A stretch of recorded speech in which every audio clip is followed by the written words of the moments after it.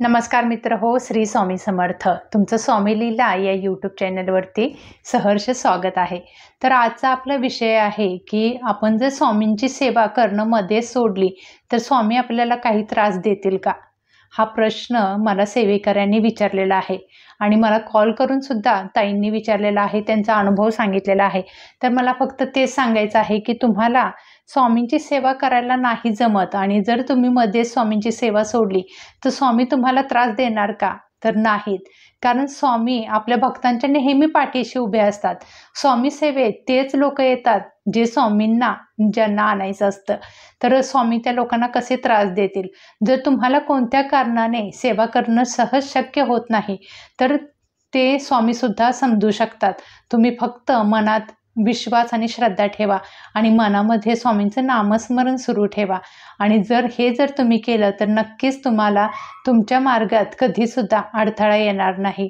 आणि हा विचारच तुम्ही सोडून द्या की जर आम्ही स्वामींची सेवा नाही केली तर स्वामी आम्हाला त्रास देतील किंवा आम्हाला आता आमच्या घरामध्ये दुःख होत चाललं आहे, आम्ही स्वामींची सेवा बंद केली आहे आणि आता आम्हाला खूप वाईट असं सहन करावं लागतं. तर तसा मनात कोणताही प्रश्न आणू नका. कारण स्वामींची सेवा जरी तुम्ही नाही केली तरी स्वामींनी तुम्हाला आपलं मूल मानलेलं आहे, आपलं बाळ मानलेलं आहे. तर तुम्हाला स्वामी कसे त्रास देतील? तर भरपूर ताईंचा एका मला मध्ये सुद्धा कॉल आलेला होता की ताई, मला लग्नाच्या अगोदर मी स्वामींची सेवा खूप करत होती, परंतु आता सासरी स्वामींची सेवा मला करता येत नाही. तर मला पण त्रास व्हायला लागला आहे आता त्या गोष्टीमुळे. ही फक्त तुमची मानसिकता आहे. मला फक्त एवढं सांगायचं आहे की तुम्हाला स्वामींची सेवा नाही जमत म्हणून तुम्हाला त्रास होतोय हे शक्यच नाही. हे तुम्ही आपल्या मनाला पाडलेले एक भुरळ आहे. कारण स्वामी असं कधीच आपल्या लेकरांसाठी करत नाहीत. तुम्हाला लग्न जमत नव्हतं म्हणून तुम्ही स्वामींची सेवा करून लग्न झालं, सगळं व्यवस्थित झालं आणि आता स्वामी तुम्हाला कसे त्रास देतील?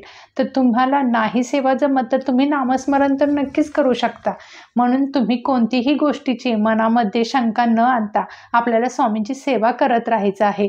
कोणतीच गोष्ट ही अशक्य नाही. जर मनामध्ये तुमच्या जर सेवा करण्याचा भाव असेल तर नक्कीच स्वामी तुमच्या पाठीशी उभे राहतील. कोणत्या ना कोणत्या मार्गाने स्वामी तुम्हाला त्या सेवेत आणणारच आहेत.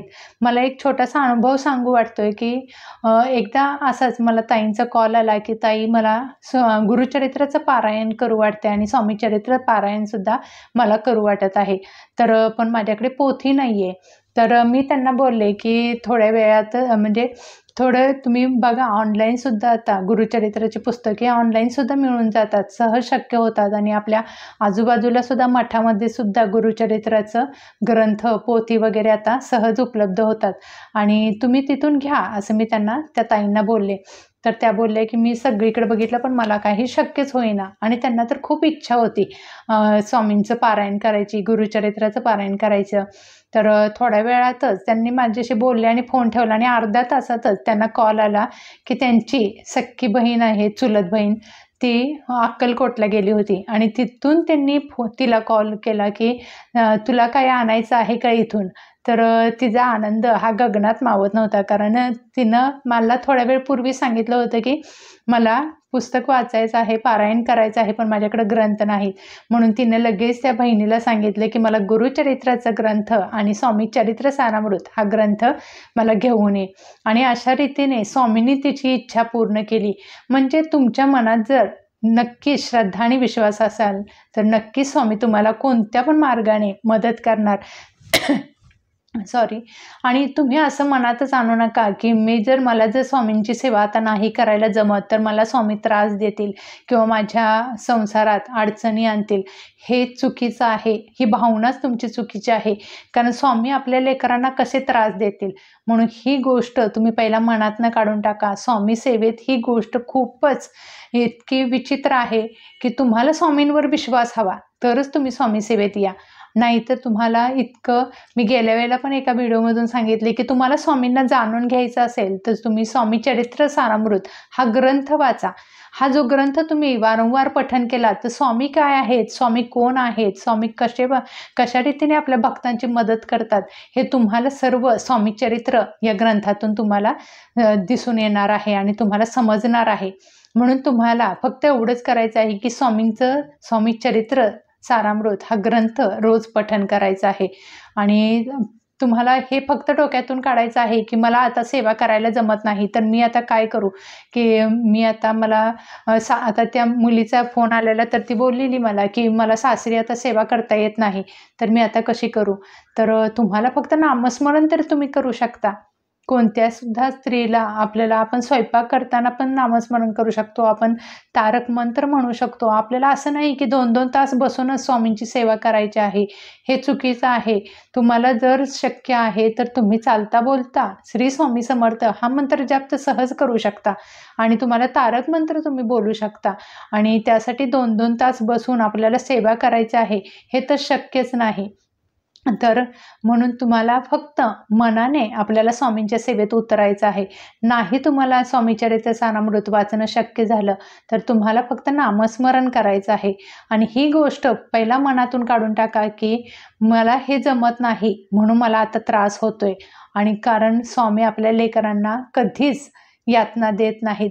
तुम्ही आता सेवा करताय आणि तुम्हाला त्याचं फळ मिळत नाही म्हणून तुम्ही स्वामींची सेवा करणं सोडताय, तर तुम्हाला मनात अशा भावनासुद्धा नाही आल्या पाहिजेत की मला स्वामी काहीतरी त्रास देतील. काहीच नाही. तुम्हाला जर वाटत असेल की मी एवढी सेवा करून मला फळ मिळत नाही, तर तुम्ही फक्त स्वामींचं नामस्मरण जरी केलं तरी तुम्ही त्यांचे अनुभव घेऊ शकता. आणि खरंच स्वामींच्या सेवेत प्रत्येक सेवेकऱ्याला हा अनुभव येतोच. तुम्ही फक्त अनुभव घ्या, फक्त श्रद्धा आणि विश्वास ठेवा. फक्त या श्रद्धा आणि विश्वासानं तुम्हाला काय होणार आहे की तुम्ही स्वामींच्या जवळ जाणार आहात, स्वामींना जाणून घेणार आहात. म्हणून तुम्हाला फक्त या 2 गोष्टी महत्त्वाच्या आहेत स्वामी सेवेत, की तुम्हाला श्रद्धा आणि विश्वास ठेवायचा आहे स्वामींवरती आणि पूर्णपणे आपल्याला स्वामी सेवेत अर्पण करायचं आहे. म्हणजेच तुम्हाला अर्पण करायचं आहे म्हणजे काय, 2-2 तास 3-3 तास बसून आपल्याला स्वामींची सेवा करायची आहे का, तर नाही. तुम्हाला काय करायचं आहे, चालता बोलता श्री स्वामी समर्थ हा मंत्र जाप जरी केला तरी स्वामी कायम तुमच्या पाठीशी उभे असतील. आणि म्हणूनच तुम्हाला स्वामींच्या सेवेत एवढंच करायचं आहे की स्वामींचं नामस्मरण करा. मी कायम म्हणत आले की गरजू व्यक्तींची मदत करा. गरजू व्यक्तींना सुद्धा तुम्ही मदत करू शकता. एखादा संसारातनं भोगणारी स्त्री असेल तर तुम्ही तिला स्वामींचं मार्गदर्शन करा. स्वामी नक्कीच त्यातून त्यांचं बाहेर काढतील आणि तुम्हाला सुद्धा कुठे ना कुठे त्याचा आशीर्वाद मिळणार आहे. तुम्ही जितका स्वामींचा प्रसार कराल तेवढेच तुम्हाला स्वामी तुमच्या मार्गदर्शनात तुमच्यासुद्धा आयुष्यात नक्कीच आनंद देणार आहेत. म्हणून स्वामींचा प्रचार आपण का करतो आहे, कारण आपल्याला काहीच मिळत नाही त्याच्यातून. फक्त आपल्याला काय भेटतंय, समाधान. आणि आपल्या या गोष्टीमुळे, प्रचारामुळे एखादी व्यक्ती जर दुःखातून बाहेर येत असेल तर काहीच हरकत नाही आपल्याला एवढं करण्यासाठी. म्हणून आपल्याला काय करायचं आहे, स्वामींचा प्रचार करायचा आहे. आणि हा प्रचार काय करायचा, तर स्वामींना आपण फक्त श्री स्वामी समर्थ जरी एवढं जरी बोललं तरी सुद्धा आपल्याला तुम्हाला त्याचा अनुभव येणार आहे आणि दुःखी कष्टी लोक यातून बाहेर पडण्याचा मार्ग भेटत आहे. खूप सेवेकरांना अनुभव स्वामींचा येत आहे. म्हणून तुम्हाला काय करायचं आहे, स्वामी सेवेकरी घडवायचे आहेत आणि दुःखी कष्टी लोकांना बाहेर काढायचं आहे, संसार यातनेतून सोडवायचं आहे. तुम्ही कोणत्या पण केंद्रातून असाल, दिंडोरी प्रणीत असाल किंवा कुठल्या तरी तुमच्या शेजारील गावातील मठामधून तुम्ही सेवा घेत असाल, प्रत्येक ठिकाणचे स्वामी हे आपले एकच आहेत. प्रत्येक ठिकाणी पूर्ण ब्रह्मांडात स्वामी हे एकच आहेत. त्यामुळे तुम्हाला वेगवेगळ्या ठिकाणी आमचे स्वामी असे आहेत, आमचे स्वामी असे आहेत, तसं नाही. स्वामी प्रत्येक ठिकाणी एकच आहेत. तुमची मन आणि तुमचं श्रद्धा हे स्वामी बघत असतात. म्हणून तुम्हाला काय करायचं आहे, स्वामींच्या जवळ जायचं आहे. स्वामींच्या जवळ जाण्याचा एकच मार्ग आहे, तो म्हणजे स्वामी चरित्र सारामृत हा ग्रंथ पाठ करायचा आहे. तुम्ही रोज त्याचे पठण करा. बघा, नक्कीच तुम्हाला त्याचा अनुभव येणार आहे आणि नक्कीच तुम्ही लवकरात लवकर स्वामी सेवेत रुतून जाल. म्हणजे तुम्हाला इतकं छान वाटेल की तुम्ही रमून जाल स्वामींच्या सेवेत. तुम्हाला जर एका दिवशी वाचलं नाही तर तुम्हाला आज असं वाटेल की मी काहीतरी मिस केलंय, म्हणजेच मी काहीतरी चुकलोय आज, असं सुद्धा आपल्याला नंतर वाटू लागतं. आणि आपण त्या आनंदामध्ये स्वामींच्या सेवेत त्यांची सेवा करत राहतो. म्हणून तुम्हाला काय करायचं आहे, तर मनामध्ये कोणतासुद्धा विचार नाही करायचा आहे की आता आपल्याकडून स्वामी सेवा जर नाही तुमच्याकडून घडली, एखादे दिवस पण आपण इकडे तिकडे जातो, गावी जातो किंवा कुठे बाहेर जातो, त्यामुळे स्वामींची सेवा करता येत नाही, तरी पण लोकांच्या मनात लगेच प्रश्न येतो की आज मला सेवा करायला नाही जमली तर स्वामी मला त्रास देतील का, किंवा माझ्या मार्गात काही अडचणी येतील का. तर तसं काहीच नाही. स्वामी तुमच्या पाठीशीच असतात. तुम्ही जरी बाहेर गेलाय तर स्वामी तुमच्या बरोबरच आलेले आहेत. म्हणून तुम्ही हा विचारच करू नका की आज माझ्याकडून सेवा नाही झाली तर मला स्वामी त्रास देतील म्हणून. स्वामींना माहीत आहे तुम्हाला काय हवं आहे ते, आणि तुम्ही कशा रीतीने, तुम्ही जरी मनाने कळवळून जरी म्हटला की स्वामी आज मला सेवा करता येणार नाही, तरीसुद्धा ते सुद्धा बोलणं तुमचं स्वामींपर्यंत पोहोचणार आहे. म्हणून तुम्हाला स्वामींना विनंती करायची आहे की स्वामी आज मला ही सेवा करता येणार नाही, आज मी बाहेर निघाले. एवढं जरी तुम्ही आईला सांगताना तसं स्वामींना सांगून बघा. नक्कीच तुम्हाला त्याचा फरक आणि त्याचा सकारात्मक भाव तुम्हाला जाणवेल, आणि तुमच्या मनातच सकारात्मक भाव ठेवा, म्हणजे तुम्हाला नक्कीच स्वामी सेवेचा अनुभव लवकर येईल. आणि आपला जो विषय होता आज की स्वामी सेवा करायला नाही आलं तर आपल्याला स्वामी त्रास देतील का, तर ही भावना अत्यंत चुकीची आहे. ही भावनाच तुम्ही काढून टाका की आपण स्वामींची सेवा नाही केली म्हणून आपल्याला स्वामी त्रास देतील. काही वेळेला शक्य नाही होत तर तुम्ही फक्त श्री स्वामी समर्थ हा मंत्र जाप तर नक्कीच करू शकता. तर आजची ही संपूर्ण माहिती तुम्हाला कशी वाटली मला नक्की कमेंट करून सांगा. व्हिडिओ आवडला असेल तर व्हिडिओला एक लाईक नक्की करा. कमेंटमध्ये श्री स्वामी समर्थ नक्की लिहा. आणि तुम्ही जर आपल्या स्वामी लीला चॅनलवरती नवीन असाल तर आपल्या चॅनलला सबस्क्राईब करा. सेवा करा आणि सेवेकरी व्हा. श्री स्वामी समर्थ. जय जय स्वामी समर्थ. धन्यवाद.